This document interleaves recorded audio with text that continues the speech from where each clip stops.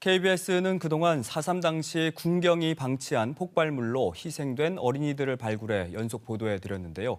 취재기자와 함께 좀 더 자세하게 이야기 나눠보겠습니다. 안세영 기자 나와 있습니다. 어서 오세요. 네.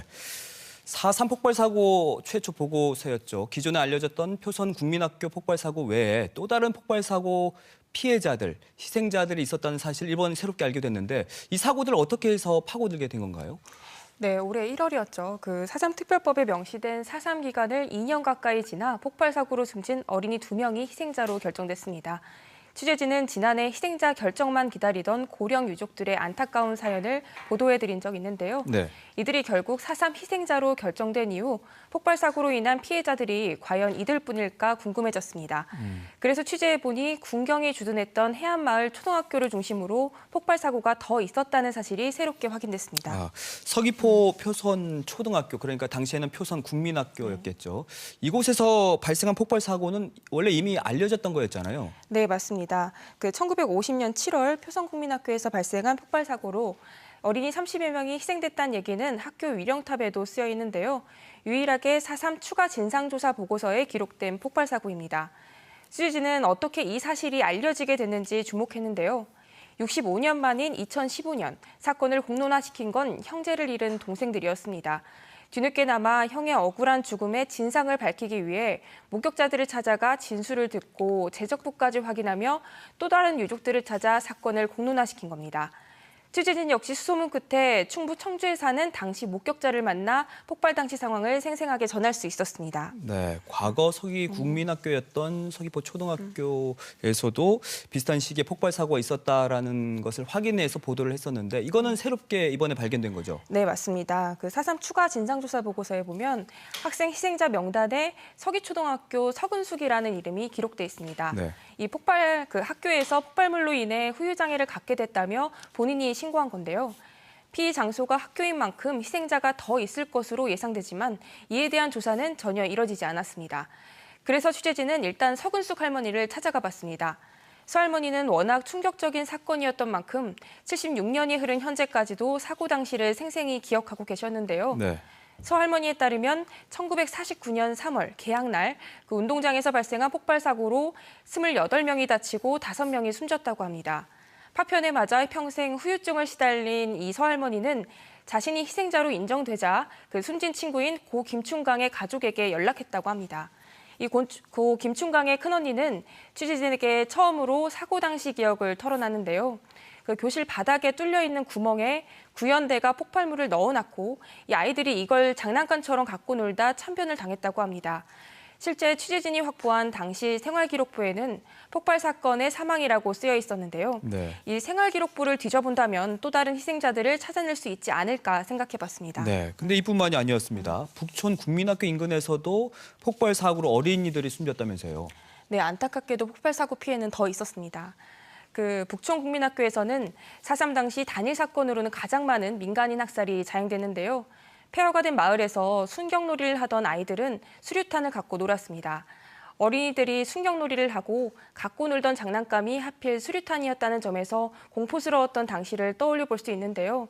이 수류탄이 터지면서 6살, 7살 난 어린이 2명이 숨지고 2명은 한쪽 눈이 실명되는 등 후유장애를 갖게 됐다고 합니다.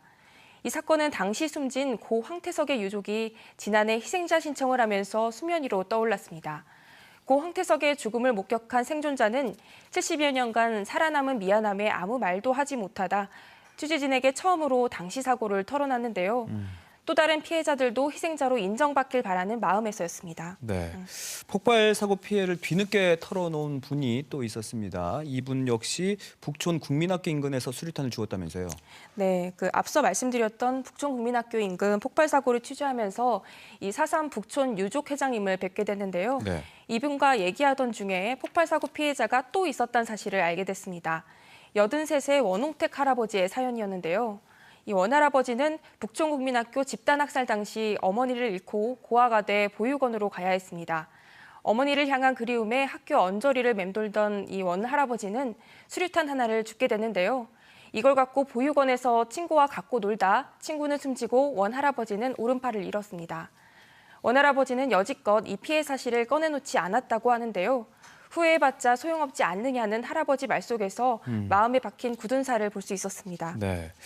앞서 언급했지만 4.3 기간을 지나 폭발 사고로 숨진 어린이 희생자 2명의 유족도 만나봤는데 이분들은 어떻게 희생자로 인정받을 수 있었던 건가요? 네, 아시다시피 이 사사특별법에 명시된 4.3 기간은 1947년 3월 1일부터 1954년 9월 21일 한라산 금중령이 해제된 때까지인데요. 서귀포시 남원읍에서 어린이 2명이 폭발 사고로 숨진 건 4.3 기간이 2년 지난 1956년 5월이었습니다. 이 때문에 처음엔 불인정될 뻔하다 심사 보류로 재조사가 이뤄진 끝에 어렵사리 희생자로 인정받게 됐는데요. 그 군부대 설치 여부를 따져볼 때 4.3 피해가 아니라고 할 수 없다는 게 이유였습니다. 그런데 어제 보도를 보니까 폭발 사고로 희생된 게 어린이들뿐만이 아니었더라고요. 이 사고 역시 4.3 기간을 지나 발생한 것 같네요. 네, 어제 이 시간에 이 폭발 사고로 아버지를 잃고 힘겹게 살아가야 했던 네 자매의 사연을 전해드렸는데요. 지난해 남원 어린이 희생자 심사 과정을 취재하는 과정에서 이 4.3 기간을 지난 사례라는 이유로 불인정된 건이 있다는 사실을 알게 됐습니다. 수소문 끝에 희생자 인정을 신청한 그 유족들을 제주시 구자읍 송당리에서 만날 수 있었는데요.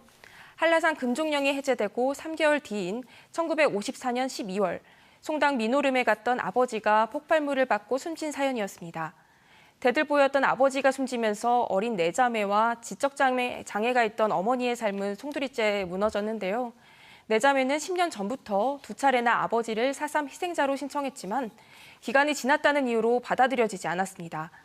올해 초 기간이 지나도 희생자로 인정된 사례가 나온 만큼 이 사고 역시 재심사가 필요한 부분인데요. 현재는 희생자 신청 기간이 아니다 보니 유족들은 소가리만 하고 있습니다. 네, 사례마다 잣대가 달라서는 안 될 텐데요. 꼭 조사라도 제대로 좀 받아보면 좋을 것 같아요. 안서영 기자, 취재하면서 좀 많이 힘들었을 것 같은데 혹시 끝으로 하고 싶은 말 있을까요? 네, 일각에서는 이 폭발물 피해가 군경에 의한 직접적인 피해가 아닌 만큼 희생자로 보기 어렵다는 얘기도 있는데요. 한 유족이 이런 말을 했습니다. 이 수류탄을 아이들이 만들었겠습니까? 아니면 그 부모가 만들었겠습니까? 군인이나 경찰이 흘린 수류탄으로 꽃 같은 아이들이 희생된 거 아니냐고 반문했습니다. 네. 4.3이 아니었더라면 이 아까운 생명들을 지킬 수 있지 않았을까요? 그동안 폭발 사고에 대한 조사가 없었다는 건 참으로 안타깝지만 더 늦기 전에 진상조사를 통해 희생자를 파악해야 하지 않을까 생각해 봅니다. 네, 4.3이 남기고 간 또 다른 과제를 짚어볼 수 있는 시간이었던 것 같습니다. 안서영 기자, 고생 많으셨습니다.